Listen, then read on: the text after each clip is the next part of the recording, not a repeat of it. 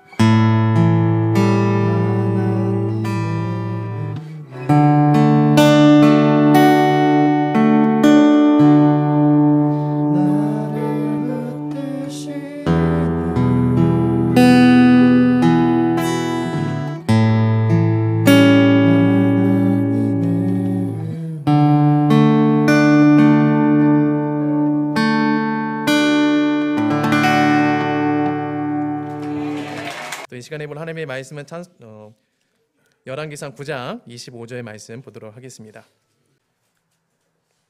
우리 한 절밖에 안 되니까 우리 한 목소리로 열왕기상 9장 25절의 말씀 합독하도록 하겠습니다. 열왕기상 9장 25절의 말씀 다 같이 한 목소리로 읽겠습니다. 시작.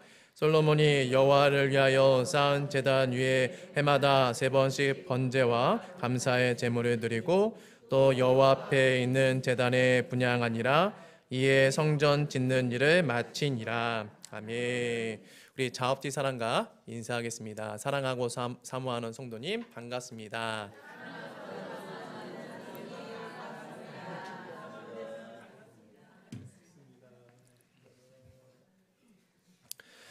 오늘은 우리 교회가 추수감사주일로 지킵니다. 성경에는 여러 절기가 있죠. 이 절기를 드리고 지키는 목적은 2가지 이유인데요. 첫 번째는 하나님께서 명령하셨기 때문이고, 2번째는 하나님을 예배하기 위해서입니다. 이 성경을 읽어보신 분들은 성경에 참 절기가 많이 나와 있구나라는 것을 쉽게 알 수가 있는데요. 유월절이라든지 또 칠칠절, 오순절, 초막절, 장막절, 희년, 또 안식년 종류가 굉장히 많이 있습니다. 그런 절기들 가운데 여러분 주일도 절기에 속하는 거 혹시 아십니까? 주일도 우리가 매주 드리는 이 주일도 절기에 속해 있습니다. 그 중에 오늘은 특별히 이 추수감사주일로 우리가 지키는데요. 이 성경의 추수감사주일의 유래가 없기 때문에 제가 간단히 설명드리자면은 이 추수감사주일을 우리가 지키는 이유는 이 미국 선교사들의 그 영향에 의해서 이 추수감사주의를 지키는데요. 종교개혁이 일어난 후에 구교와 신교가 대립을 극렬하게 하던 때가 있었습니다. 여기서 말하는 이 구교는 당시 카톨릭, 지금으로 우리로 따지면 천주교, 성당, 이게 원래 구교거든요. 그러니까 우리의 뿌리는 이 개신교, 기독교의 뿌리는 여기에 그 천주교에 있습니다. 엄밀히 따지면 뭐 우리가 원래 뿌리다, 원래 성경에 기반으로 했기 때문에 뭐 뿌리다라고 할 수 있는데, 그냥 역사의 이해 면에서 그냥 우리 뿌리는 거기에 있다라고 그냥 아시고 넘어가면 좋을 것 같아요. 근데 그 당시에는 이 천주교, 그 카톨릭을 구교라고 칭했고요. 그리고 거기에 대항해서 일어난 이 개신교인들, 그러니까 예수 그리스도의 그 복음을 중심으로, 그러니까 교황 중심의 교회가 아니라 예수 그리스도의 그 복음을 중심으로 이루는 그 새로운 교회, 새로운 신앙을 추구하고 하는 자들을 신교도들이라고 했습니다. 그리고 이들을 향하여서 뭐라고 명명을 했냐면은 프로테스탄트라고 얘기를 했습니다. 이 영어의 의미는 저항하는 자들이라는 의미인데요. 그러니까 구교와 신교가 거의 막 죽자 사자, 정말 죽이게 했어요. 서로 죽이는, 싸우는 그런 막 격렬한 그런 전쟁까지 하기도 하고 그랬는데, 그 당시에 그 영국에 있었던 이 신교도들이 종교의 자유를 찾고자 이 신대륙, 콜럼버스가 발견한 신대륙을 향하여 떠나게 됩니다. 배를 타고 떠나게 되는데, 한 2달 동안 배를 타고 떠나게 되는데, 그 여정 가운데 사람들이 많이 죽어요. 그리고 이 미국 땅에 도착하고 나서도 사람들이 많이 죽는데, 풍토병이라든지 기아라든지, 또 그 당시에는 인디안들이 주를 이뤘기 때문에 그들의 공격에서 살아남는 것 자체가 좀 많이 힘들었죠. 그러니까 우여곡절 끝에 어떻게 몇 명이 살아남았는데, 이제 곡식을 이제 추수를 해야 되는데, 그 땅의 어떤 땅의 성질이 어떤지, 또 어떤 농사 방법이라든지 기후라든지 이것들 잘 모르잖아요. 그래서 번번이 실패를 하다가 해안가에서 우연히 이 영국 사람들, 영어를 하는 어떤 사람에게 영어를 배웠던 인디안이 그 사람들에게 찾아가게 됩니다. 그래서 그 사람들의 사정을 알게 되고 옥수수 재배하는 법을 이제 알려주게 돼요. 그로 인해서 이제 다음 해에 추수를 하게 되는데, 이 프로테스탄트들은 이 하나님께서 베풀어 주신 은혜, 그리고 인디안이 우리에게 베풀어 준 그 은혜가 너무나 감사해서 그날을 기념하여서 그 인디안 사람들을 초청하여서 하나님께 감사하는 그런 예배를 올려드리게 된 것이 추수감사주일의 시초가 됩니다. 그래서 미국에서는 11월 넷째 주 목요일 날 이 추수감사주 땡스기빙 데이를 지키고요. 우리나라는 11월 셋째 주일에 이 날을 지킵니다. 근데 저희 교회는 왜 그러면 11월 셋째 주일을 지키지 않고 우리는 10월 셋째 주일을 지키느냐? 이 추수감사주의, 그러니까 날짜가 중요한 게 아니라 한 주간에, 그러니까 1년 동안에 하나님께서 우리에게 베풀어 주신 그 은혜, 추수하게 된 그 은혜를 감사하는 마음으로 드리죠. 지키는 건데, 우리나라 이 기후 상황상 우리나라는 9월 말에서 10월 초에 이 추수를 마치잖아요. 그래서 이 10월 셋째 주로 제가 당겨서 또 지켰고요. 엄밀히 따지면 우리 지금 농경사회가 아니잖아요. 여러분들은 지금 농사 짓는 분 안 계시죠? 우리 유혜연 장로님만 지금 거기서 배 농사를 짓는 걸로 알고 있는데, 대부분은 지금 공업사회로 오면서 이렇게 농경의 문화 가운데 있지 않기 때문에 추수감사주를 굳이 지켜야 되나라는 생각을 하시는 분들도 있어요. 근데 원래 제가 이것까지 없애려고 그랬거든요. 없애고, 우리가 지켜야 될 그 감사주일은 여러분들이 월급날 받는 날이에요. 월급 받는 날. 그게 원래 추수잖아요. 하나님께서 우리에게 베풀어 주신 추수. 예. 그런 개념으로 우리가 농경사회는 1년에 한 번 추수하니까 그걸 가지고 1년을 먹고 살잖아요. 근데 여러분들은 한 달에 한 번 그 추수를 하잖아요. 그리고 또 언제도 또 추수합니까? 13번째 날 연말 정산 때도 또 추수를 하잖아요. 예. 원래 제가 이제 헌금 얘기하면 안 돼. 더 이상 넘어가면 또 시험 드는 분들이 있기 때문에 여기서 그냥 마치고, 원래는 그렇게 이제 개념이 좀 현대적으로 바뀌어야 되지 않느냐라는 생각을 저는 가지고 있어요. 어찌됐든 우리 교회가 이 11월 셋째 주가 아닌 10월 셋째 주 지키는 이유, 그런 의미로 또 지키고, 이 절기를 하나님께서 우리에게 허락하신 이유와 목적은 하나님을 예배하라. 그러니까 1년에 한 번 그 하나님의 은혜를 더욱더 생각하면서 하나님께 감사함으로 예배하라라는 것이 절기의 목적입니다. 그래서 성경에 나오는 그런 여러 절기들은 어떤 사건과 연관이 되어 있고, 그 절기를 통해서 이 백성들의 그 마음, 구원받은 백성들의 그 마음을 이 세상이 아닌 하나님께로 향하는 그런 어떤 마음을 모으기 위한 목적으로 하나님께서 절기를 주셨음을 우리는 성경을 통해서 발견할 수가 있는데요. 그래서 절기를 예배다라고 오늘 제가 설교 제목에 잡았습니다. 이 성도의 삶은요, 하나님을 예배하는 것에 목적과 의의가 있습니다. 그래서 오늘은 추수감사에 초점을 맞추기보다 이 추수감사절, 즉 절기를 허락하여 주신 그 하나님의 의도가 무엇인지, 즉 절기를 통해서 예배를 받고자 하시는 그 하나님께 초점을 맞춰서 오늘 말씀을 나누도록 하기를 원하는데요.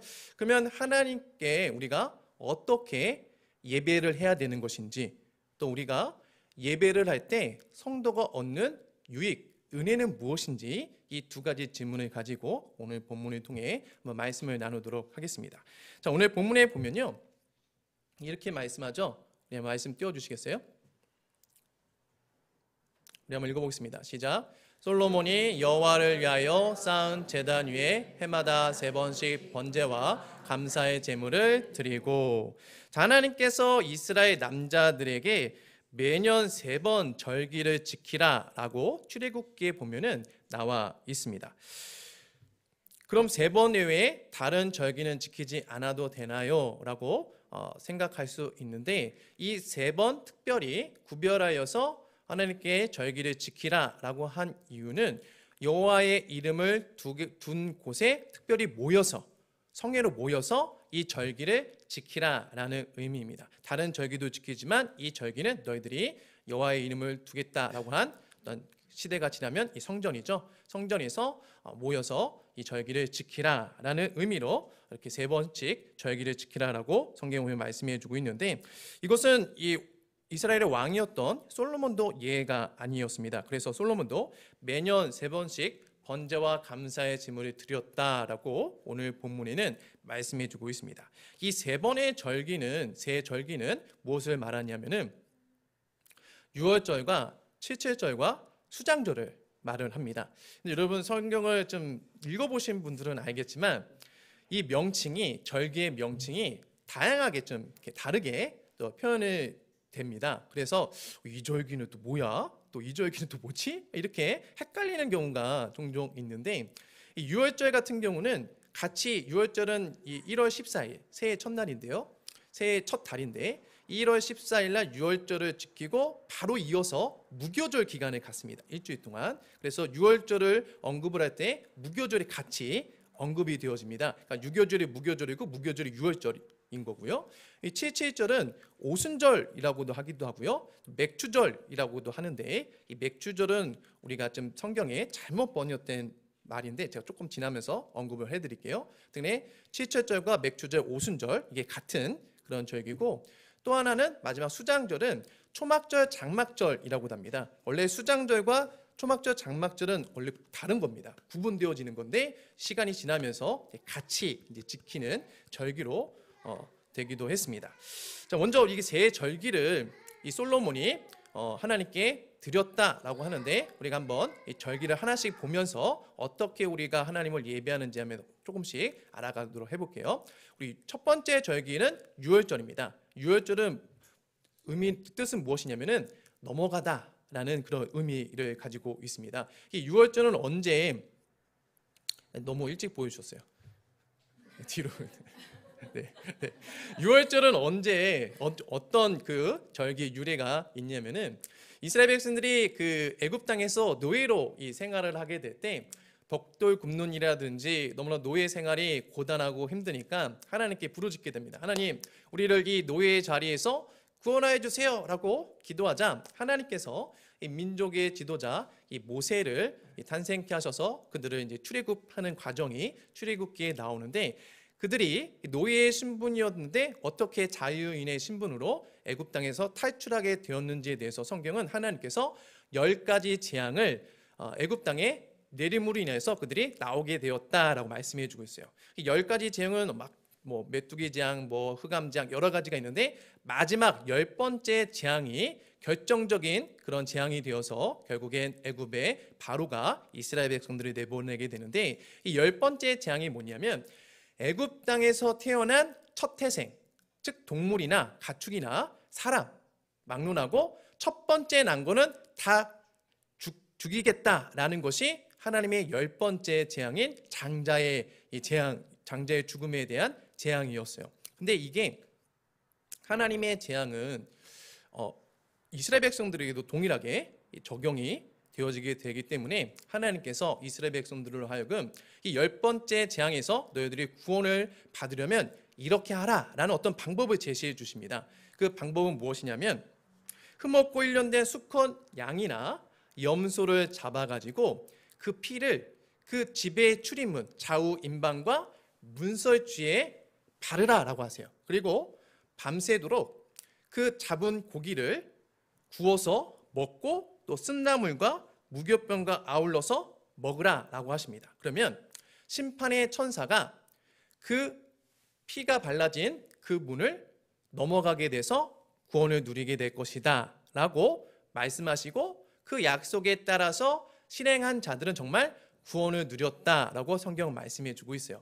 이것을 기념하여 지키는 절기가 유월절입니다.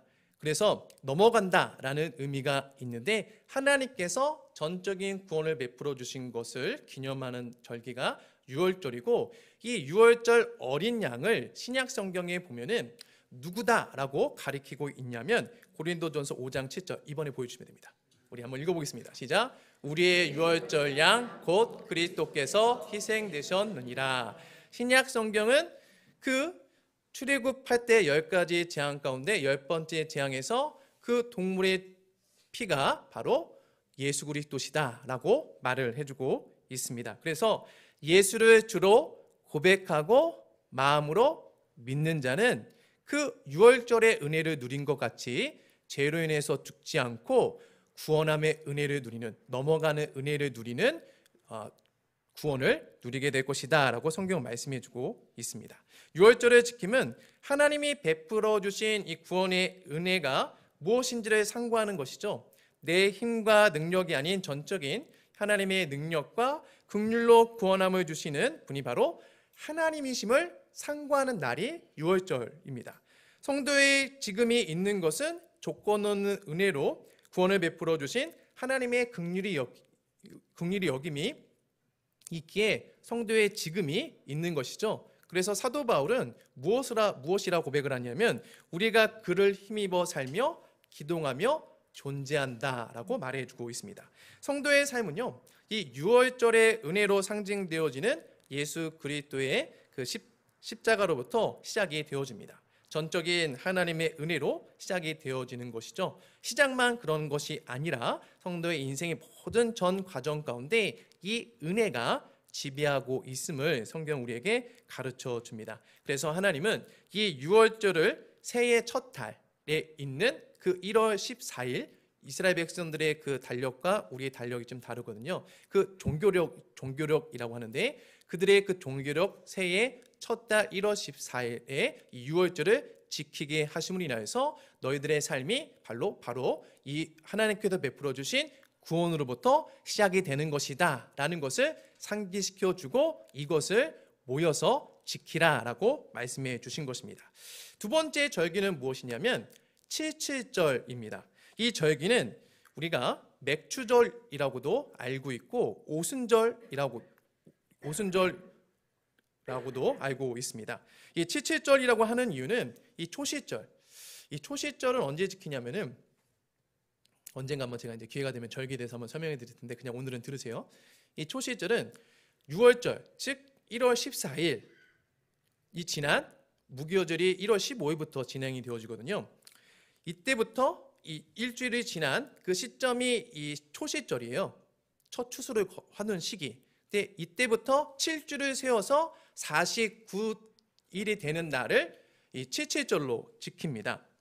이 날은 뭘 기념하는 날이냐면은 밀을 거두는 밀의 첫 수확을 기념하는 날로 지킵니다. 그리고 이 절기는 6월절 다음 날부터 이 무교절이 시작되는 안식일부터 50일째 되는 날이기 때문에 또한 오순절이라고도 얘기를 합니다. 이 출애굽기 23장 16절에 보면은 이렇게 말씀해 줘요. 맥추절을 지키라. 이는 내가 수고하여 밭에 뿌린 것에 첫 열매를 거둡니다. 즉 첫 열매를 거둔. 근데 여기서 말하는 첫 열매는 밀의 첫 수확을 말씀해 줍니다. 이스라엘의 주식이 쌀이 아니라 보리와 밀입니다. 그런데 보리와 밀을 같은 시기에 이스라엘 백성들은 거두지를 않아요. 두 시기에 나눠서 거두는데 첫 번째 보리는요 언제 거두냐면은 이 6월절이 지난 무교절 그때의 즈음에서 그러니까 연초에 그들의 그 종교력으로 따지는 그 연초에 보리 추수를 합니다. 그리고 나서 이 7주가 지난 즉 77절이 된 49일이 지난 50일이 지난 그때에 뭘 거두냐면은 밀을 거둡니다. 그래서 이 여기서 말하는 이 맥추절이 밀을 거두는 것을 말을 하는데 제가 아까 서두에 이 77절에 맥추절이라고 하는데 이 맥추절이라는 단어가 잘못되었다라고 한 이유가 여기에 있습니다. 그러니까 우리가 여기 맥추절이라고 하는 단어를 보면은 뭘 거뒀다라고 생각을 하게 될까요? 보리를 거뒀다고 하죠. 근데 원래 밀은 소맥이죠. 소맥이라는 명칭이 있어요. 그래서 소맥추절이라고 얘기를 해야 되는데 맥추절이라고 퉁쳐서 얘기를 하고 그렇게 번역을 해놨어요. 그래서 오해가 좀 있고 기존의 교회는 어떤 맥추절 날 때 보면은 현수막에도 보리 이제 그런 거를 현수막을 걸어두는 것을 보게 될 텐데 그게 좀 바로잡지 못한 우리의 기독교 문화 가운데 하나입니다. 그래서 이 성경 원어를 보면요, 이 날을 맥추절을 지키라라는 이 말을 수학의 절기를 지키라라는 의미로 원어에 보면 나와 있습니다. 그래서 개역개정의 맥추절로 번역을 해놨는데 이 새 번역 성경을 보면은 이런 오류를 잡기 위해서 출애굽기 34장 22절에 보면은 이렇게 번역을 해놨어요. 너희는 밀을 처음 거두어들일 때에는 칠칠절을 지키고, 자 아까 칠칠절이 무슨 날이라고 했어요? 맥추절이라고 그랬죠. 그리고 오순절이라고 했죠. 즉 칠칠절은 밀을 처음 거두는 그 절기를 기념하는 절기이다라고 얘기를 해주고 있습니다. 자, 칠칠절은요 성도의 삶에 첫 열매의 수확을 허락하시는 하나님을 보여줍니다. 씨를 뿌릴 때 과연 이게 병충해에서 견디고 잘 자랄지 아니면 내가 연말에 가서 결국에 이 밀이나 보리의 어떤 결실로 맺게 될지 농부는 확신을 합니까? 그러지 못하죠. 불안하잖아요. 그런데 이 하나님께서 이 칠칠절을 지키라고 한 것은 확실하게 내가 첫 열매의 수확을 너희에게 허락해 줄 것이다 라는 그런 하나님의 그 일하심을 보고 절기를 지키라는 의미로 이 절기를 주신 것이죠. 즉 하나님은 첫 열매의 수확을 주시는 분임을 보여줍니다. 이것을 구원의 관점에서 보면요, 우리에게 뿌려진 이 복음의 씨앗도 하나님이 결국 이 첫 열매의 결실을 맺게 하심을 보여주는데, 그래서 신약 성경에 보면은 예수 그리스도께서 이 십자가에서 죽으시고 이 죽은 자 가운데 첫 부활의 열매가 되심으로 완성된 구원이 언제 그 제자들에게 적용이 되어지느냐? 오순절날 마가의 다락방에 임하였던 성령 하나님의 적용하심으로 인하여서 구원이 실제적으로 성령으로 인쳐졌다라는 그림을 사도행전에서 우리에게 보여주고 있는 것이죠. 즉 77절 오순절은요, 하나님께서 시작하신 구원이 자기 백성에게 적용되어질 것임을 우리에게 보여줍니다. 마지막으로 수장절을 지키라라고 말씀해 주는데요, 이 수장절은 초막절, 장막절이라고도 한다고 했죠.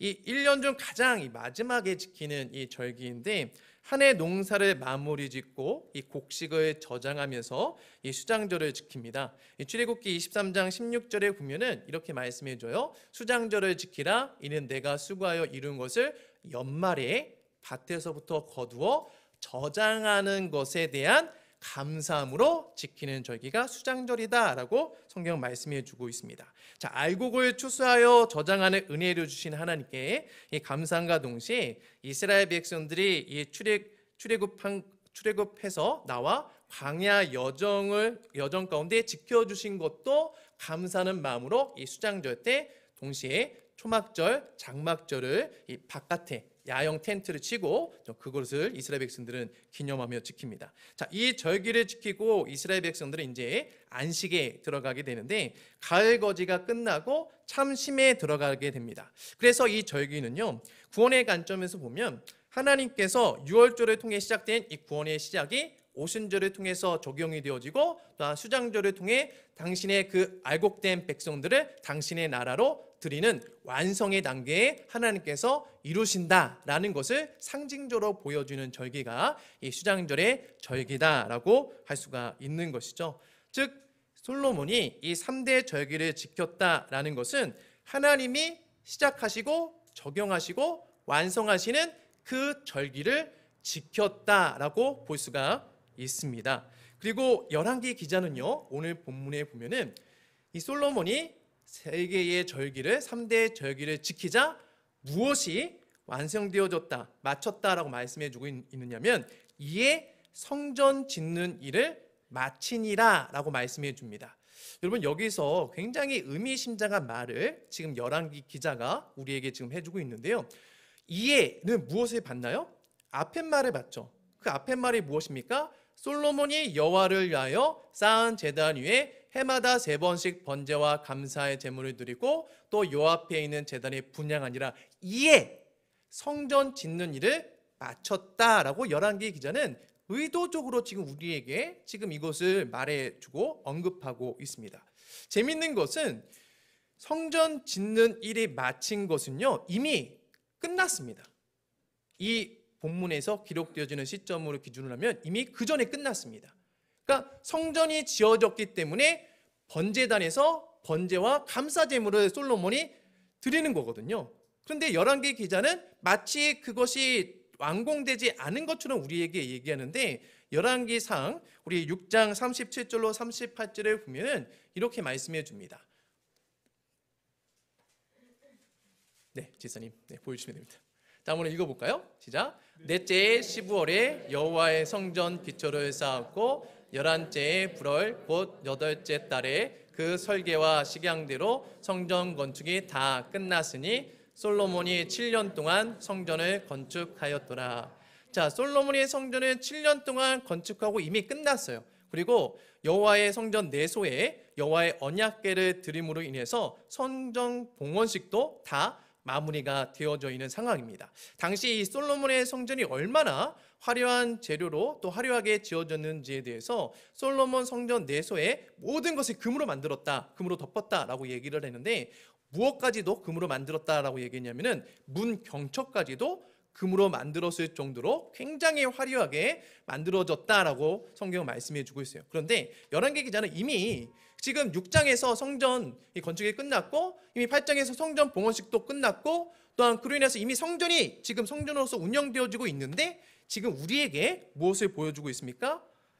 그래서 하나님이 거하시는 성전이 온전해진 것이 아니라 새 절기를 통해 하나님의 구원을 상고하며 예배했더니 하나님의 인재를 드러내는 성전 짓는 일이 비로소 맞춰졌다라고 말씀해 주고 있는 것입니다. 언제 그것이 맞춰졌다고요? 새 절기를 지킬 때. 근데 그 새 절기를 언제 지켰다고 말하고 있습니까? 우리 다시 한번 그 본문 말씀 보여주시겠어요? 솔로몬이 여호와를 위하여 쌓은 제단 위에 해마다 첫 해에 3번씩 번제와 감사의 제물을 드리고 나서야 성전 일을 마친 게 아니라 언제 맞춰졌다고요? 해마다, 매년이에요. 지금 열왕기 기자는 이거를 단회적인 그 1년에 그 되어지는 그 3번의 절기를 말해주는 것이 아니라 해마다 3번의 그 절기를 통해서 하나님이 베풀어 주신 구원의 은혜를 상고하고 하나님께 감사하자 뭐가 맞춰졌다고요? 성전 짓는 일이 맞춰졌다. 즉 성전이 온전해졌다라고 열왕기 기자는 우리에게 의도적으로 말을 해주고 있습니다. 여러분, 성전은 무엇으로 온전해집니까? 3번의 절기, 하나님을 예배하는 것으로 온전해진다라고 본문은 우리에게 가르쳐주고 있는 것이죠. 그러면 성전된 우리는 무엇으로 온전해질까요?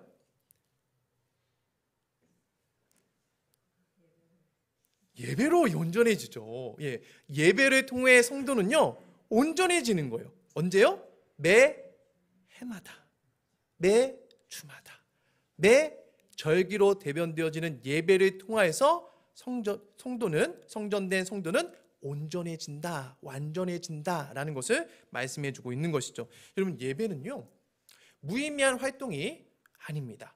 시간이 남아서 드리는 것도 아니고 할 게 없어서 드리는 것도 아닙니다. 우리가 가시적으로 볼 수는 없지만 예배를 통해 성도는요 점점 하나님이 거하시는 처소로 지어져 간다라고 성경은 말씀해 주는데요, 에베소서 2장 22절에 보면은 이렇게 말씀해 줍니다. 우리 한번 읽어볼까요? 시작.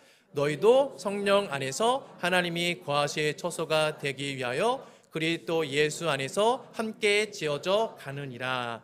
자, 여기서도 보면은 하나님이 거하실 처소를 무엇이라 우리가 바꿔서 볼 수 있습니까? 성전으로 바꿔서 볼 수 있습니다. 왜요? 하나님은 성전에 임재하시기 때문에. 하나님이 거하실 성전은 어떻게 지어져 간다고요? 그리스도 예수 안에서 함께 지어져 간다, 지어지는 중이다 라고 말씀해 줍니다. 그런데 여기서 이런 질문을 하신 분들이 있을 거예요. 목사님, 고린도전서 3장 16절 말씀에 의하면 이 성전은 이미 하나님이 거하시는 성전 아닌가요? 이미 성전이죠. 맞습니다.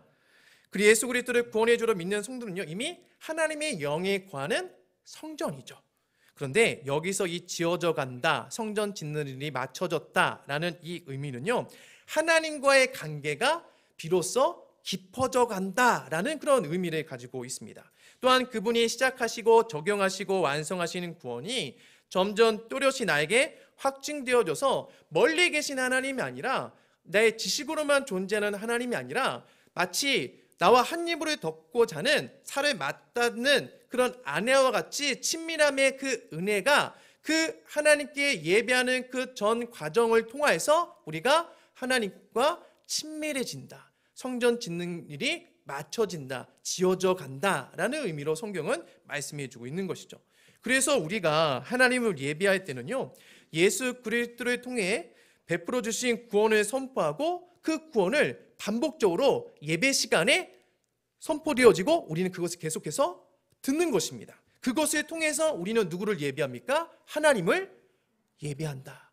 솔로몬도 무엇을 통해서 하나님을 예배했습니까? 세 절기. 근데 그 세 절기가 무엇을 다 상징한다고요? 하나님이 베풀어 주신 구원.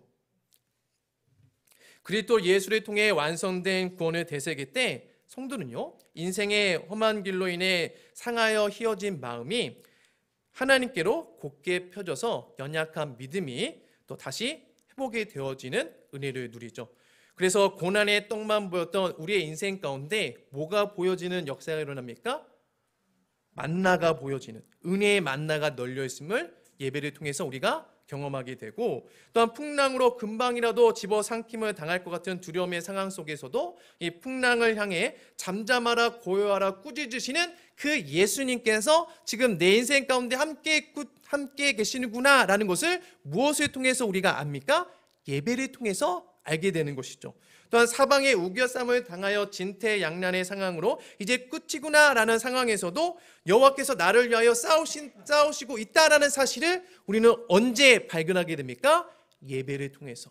그 예배 가운데 선포되어지는 그 하나님의 구원의 일을 우리가 상고할 때 그것을 보게 되는 역사가 일어나게 된다는 것이죠. 성도는요 하나님이 베푸신 이 구원을 반복적으로 상고함으로 하나님을 예배하고 그 예배를 통해 성도는요 온전해지는 거예요. 내 문제가 해결됐다고 해서, 내 문제가 어떤 물질이 채워졌다고 해서 내가 강해지고 강한 용사로 그리스도의 면모를 드러내고 보여지는 것이 아니라 이 한 번의 예배, 이 반복되어지는 이 예배를 통해서 비로소 우리는 내가 강한 용사였구나라는 것을 깨닫게 되는 것이고, 그것으로 인해서 그 진리로, 구원의 진리로 회복되어져서 그 하나님께 나아가는 천국 본향을 향해 나아가는 순례 여정을 우리는 완수할 수가 있다라는 것이죠. 그래서 예배는요 나를 소모시키는 시간이 아니라 오히려 충전되어지는 시간인 것이죠. 그래서 우리가 이 예배를 대할 때 어떠한 마음으로 우리가 예배를 대해야 되는지 성경은 뭐라고 말씀해 주고 있냐? 목마른 사슴이 시냇물을 찾듯이 여호와를 갈망하라 라는 마음으로 예배를 드려야 된다라고 말씀해 주고 있습니다. 바라기는 저와 여러분이 이러한 심령으로 또한 예배를 사모하기를 바라고 그런 마음으로 하나님을 예배하기를 바랍니다. 다음으로 하나님을 예배할 때 이 성도가 얻는 그 유익은 무엇이냐? 우리의 구원이요 점점 견고해지고 확실해집니다. 여러분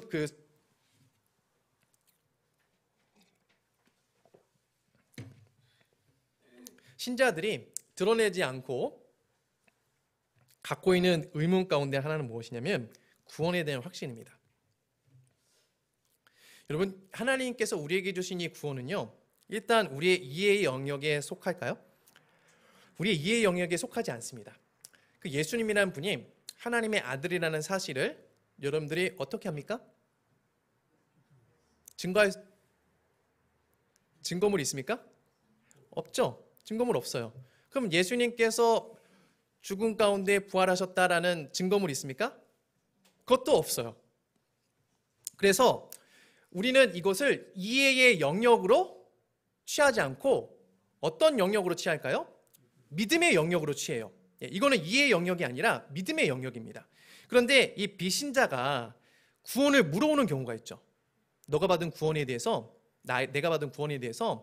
궁금증을 가지고 물어오는 경우가 있어요. 그때 내가 알고 있는 선에서 내가 받은 구원을 설명해 주죠. 그런데 그 상대방도 나에게 보여지는 반응은 무엇입니까? 이해가 안 된다라는 거예요. 근데 솔직히 누구도 이해가 원래 안 됐습니까? 나도 이해가 안 되잖아요. 예, 나도 이게 논리적으로 어떠한 그것을 설명할 수가 없어요. 그래서 전도를 할 때 내 구원에 대해서 이렇게 누군가에 설명할 때 그 상대방이 이해가 안 가는데 그게 정말 그렇게 사실이야? 라고 질문을 듣게 되면은 나도 모르게 어느 순간 그런가? 아니 그런 경우 없으세요? 저만 그렇습니까? 저는 그랬거든요. 저는 신앙생활 때 그랬어요. 정말 내가 받은 구원이 어떻게 확증을 하지? 이 성경 말고는 증명해낼 게 없는데? 라는 그런 생각을 가지고 있었어요. 그리고 내가 구원을 받았다는 것도 이해의 영역에 속하지가 않습니다. 제가 한동안 이주연 집사님을 통해서 이 컴퓨터를 배웠거든요. 그때 한번 광고를 했잖아요. 그래서 첫 결실이 접니다. 자격증을 땄어요. ITQ 자격증을 따서 한글, 엑셀, 파워포인트 이 세 가지 자격증을 제가 땄거든요. 근데 아마 여기 앉아 계신 성도님들은 목사님 정말 땄구나 라고 그렇게 생각할 수 있어요. 그런데 저를 모르거나 또한 저에 대한 어떤 신뢰가 없는 몇몇 분들 앉아 계시는데 그분들은 의심하겠죠. 정말 땄나? 라는 생각을 가질 수 있어요. 그러면은 제가 그분들한테 뭘 보여주면 됩니까? 자격증을 보여주면 되죠. 궁금하시면 저한테 물어보세요. 제가 핸드폰에 자격증이 있는데. 근데 여러분들이 구원 받았습니까? 라고 누가 물어봤을 때 나 구원 받았어 라고 자격증 보여줄 수 있습니까? 어떻게 여러분 증명하시겠어요? 그래서 이 성도에게 구원은요, 내가 받았음을 누군가에게 이 자격증과 보여줄 수 있는 게 아니에요. 그런데 이게 없다고도 할 수가 없고 있다고도 하기에는 증거물이 부족하고 그렇다고 덮어놓고 그냥 없애기에는 확실한데 증거물은 없어요. 그래서 우리가 이 신앙의 여정 가운데 종종 이 구원의 확신에 대한 흔들림을 경험하게 돼요. 신앙생활을 할 때. 그러니까 들었는데 내가 믿었다라고 나는 생각을 했는데 어느 순간 이 구원에 대한 확신이 흔들리는 경우가 오게 됩니다. 그래서 뭔가 속 시원한 것이 필요하고 어떻게 하면 이 구원의 확신을 뚜렷하게 할까라는 어떠한 그런 생각을 우리가 가질 수가 있는데 바울도 이 부분에 대해서 우리에게 뭐라고 얘기했냐면은 우리가 지금은 거울로 보는 것 같이 희미하고 부분적으로 안다라고 얘기를 했어요. 그러니까 온전하게 지금 우리는 알지는 못해라고 얘기해 줬는데 그러면 우리가 이 구원을 어떻게 온전하게 알 수 있을까요? 어떻게 나에게 이 구원이 온전해지게 되게 될까요? 제가 오늘 말씀드렸잖아요. 성도는 무엇으로 온전해진다고요? 예배를 통해 온전해진다고요. 여러분 성도의 구원은요, 성도의 이 삶은요, 구원으로부터 시작해서 구원으로 마치잖아요. 근데 이게 성도에게 있어서 그래서 구원이 굉장히 중요합니다. 근데 이 구원의 확신은 무엇으로 나에게 점점 시간이 지날수록 점점 흐려지는 것이 아니라 무엇을 통해서 점점 확고해지고 누군가가 증거물이 제시해봐라고 나로 하여금 시험에 들게 만들고 나를 이렇게 공격하게 만든다 할지라도 결코 흔들리지 않는 성경 말씀을 가지고 여기 있잖아. 주님께서 나를 위해 죽으셨고 나는 이것을 믿고 나는 이 구원받음을 성경이 나에게 증언해주고 있어라고 꿀리지 않고 당당하게 말할 수 있는 그 온전함의 은혜를 무엇을 통해서 우리가 누리고 확신하게 된다고요?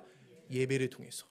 예배 가운데 선포되어지는 그 구원의 이야기를 우리가 계속해서 들을 때 우리의 성전 짓는 일에 맞춰지고 우리는 거룩한 하나님의 처소로 지어져가는 그런 은혜를 누리는 게 바로 우리가 드리는 이 예배 시간이다라는 것입니다. 그래서 우리가 이 절기를 맞으면서 점검해야 하는 것은 나는 정말 지금 하나님을 예배하는 예배자인가? 라는 것을 생각해 봐야 됩니다. 예배자는 다른 것으로 하나님을 예배하지 않습니다. 추수감사주일이라고 해서 내가 감사거리가 뭐가 있지? 아니요. 이미 감사거리가 있습니다. 우리에게는 이 구원, 흔들리지 않은 이 구원이 하나님께서 이 구원을 예배하고 구원을 상고하라고 우리에게 절기를 주신 것입니다. 이 절기를 통해서 우리는 내가 하나님을 예배하는 것은 이 구원받은 이 진리 하나구나.